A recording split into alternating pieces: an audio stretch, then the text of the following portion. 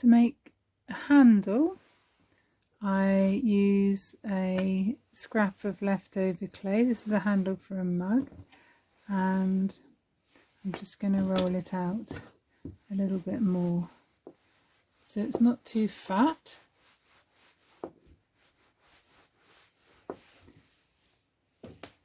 Again, we'll just compress it a bit with a kidney, just in the hope that that'll stop it from cracking.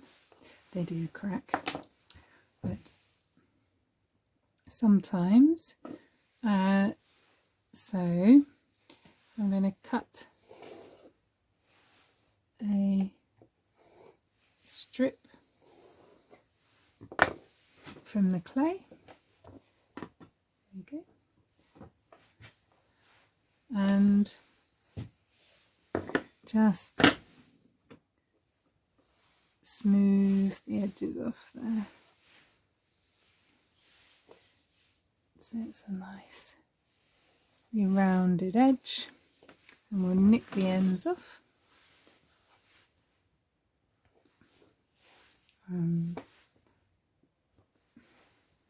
Now this, I hope, will be long enough. Yeah, I'm sure it's long enough for a handle.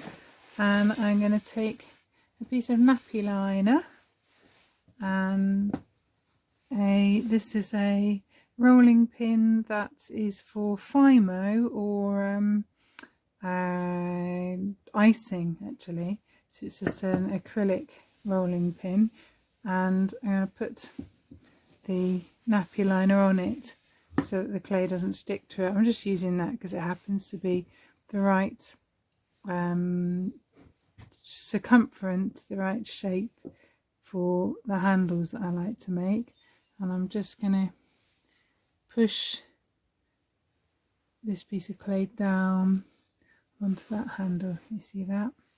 So I'm pushing it down there, and that gives me the curve that I want, so that when I bring it round into a handle shape,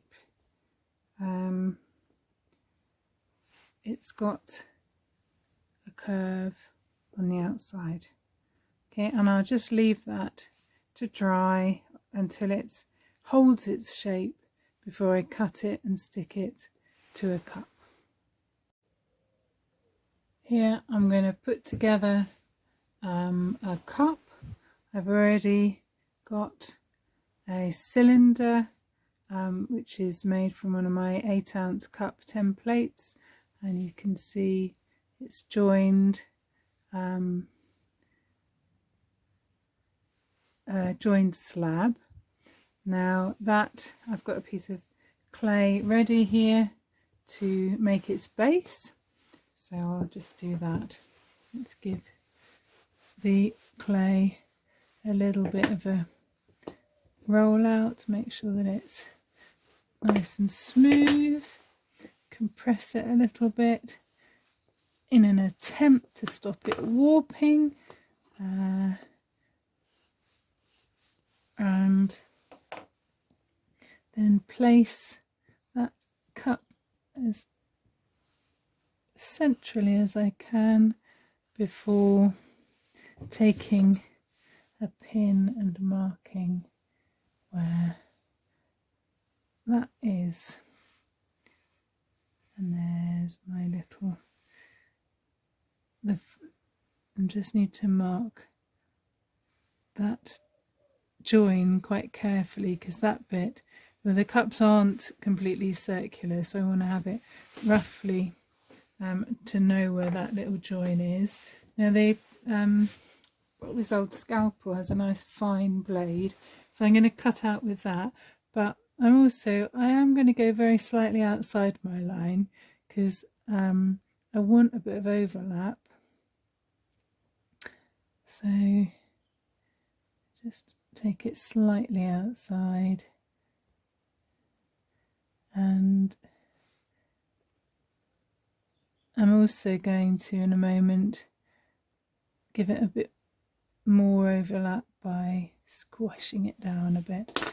So we've got that bit, get rid of that bit, and then let's just make sure it comes off the table. I'm just going to push the edge down a little bit so that there's a little bit of a finer, thinner edge for that overlap. Now here's for the scratching, I'm going to use that 3-pointed tool again, and I'm just cross hatching around the edge and really scruffing it up, and I'll do that in a sec to the bottom of the cylinder. Okay, take that away. That won't come up, I'll just lift that like that, put it out of the way. And the cylinder, I have slightly smoothed the top off, so I'll just stand that on the sponge so I don't make a mess of that, and then wrap up the bottom.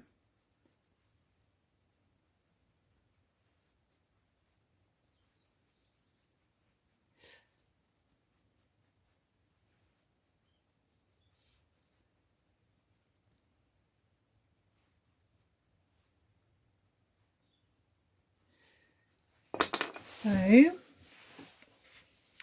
to join the two together I need some slip, so I'll put that on where you can see. So I've got a pot of, that's the Scava original clay that I use, and I just blob some on there. That's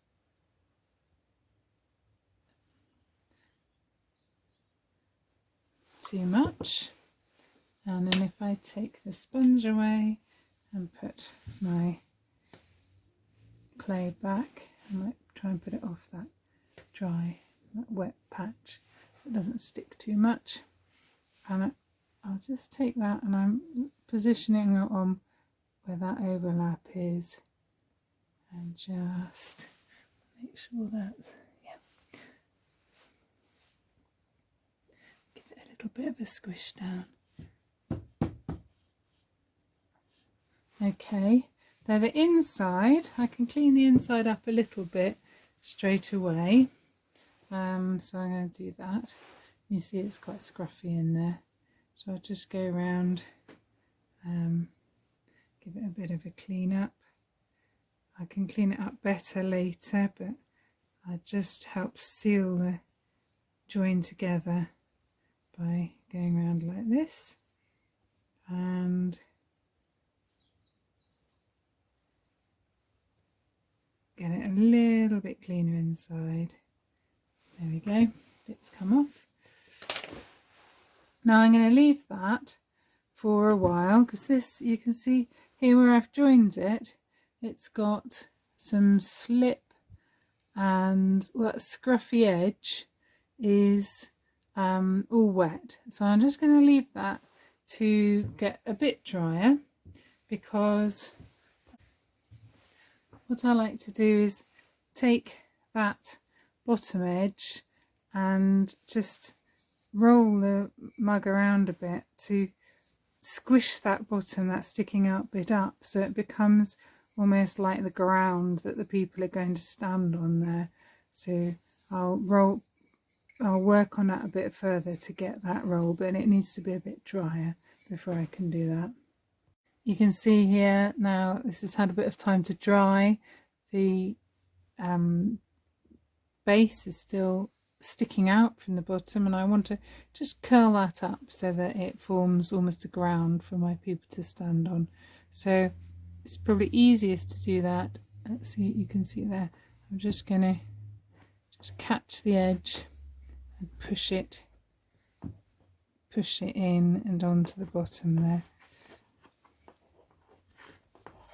Just lifting up, so the kind of scruffiness of the scratching forms almost a grass-like texture on the top, and some of the lines from doing this and from push going round give me a bit more texture to the ground. And we have a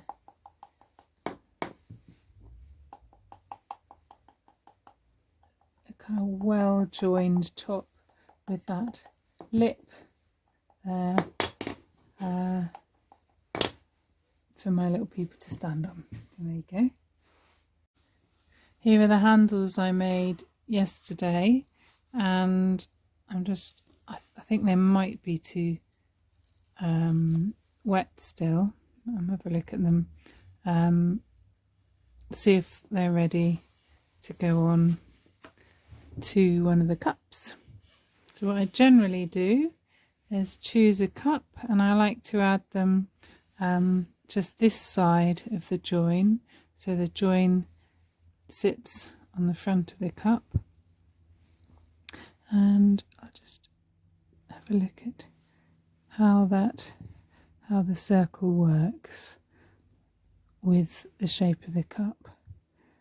So get myself a nice round, just look at it against it and make a decision about, I like that. So where's my, oopsie. So I just take I've got a nice round circle, I'll just take that to get myself the shape that I want there.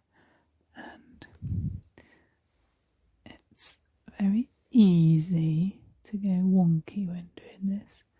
I'm going to just very slowly go down in the hope that that won't be wonky. And then that.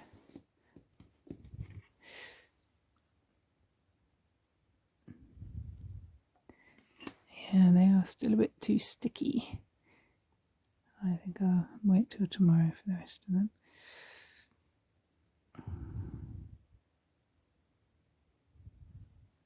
That is going to go on. What I need is a bit of sponge.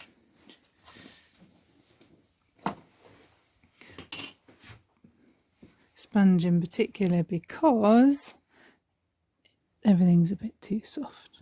I'm rushing, you know how it is, thinking I want to make something and it's not ready. And this wet weather, it does stop it from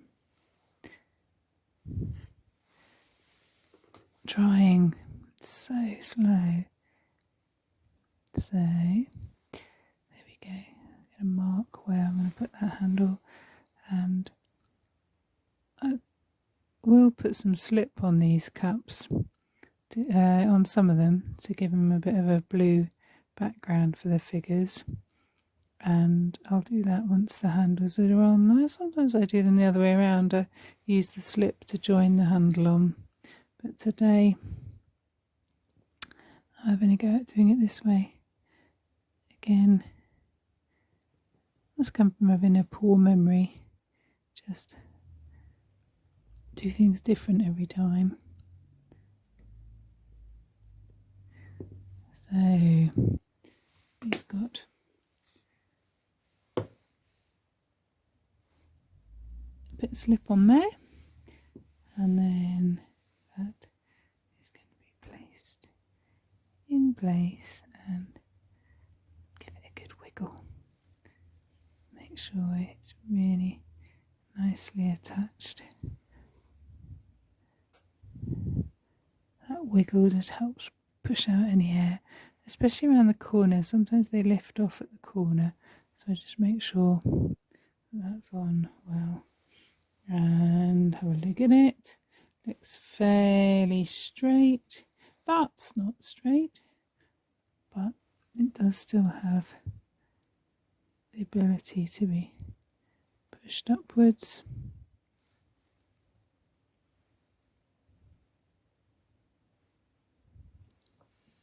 And then you want to check that as well.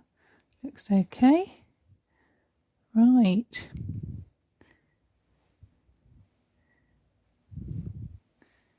And while it's got this slight squishiness to it still, I think I'll add the maker's mark that I use, because it'll still take it all right. I've got a little plastic press that I stamp that I can put my maker's mark in with. So that says, that's actually KAG, Katherine Green, Katherine Alice Green. But my married name is Kingdon, but I've been making for a long time, so my maker's mark's been like that since the 90s, if not before. And then I've got some little tiny printer's letters that I use to just add the little fat belly pots symbol on there as well to go with it. So that can sit and dry for a bit while I do the others. In fact, I think I'll do the others tomorrow because this was a bit damp.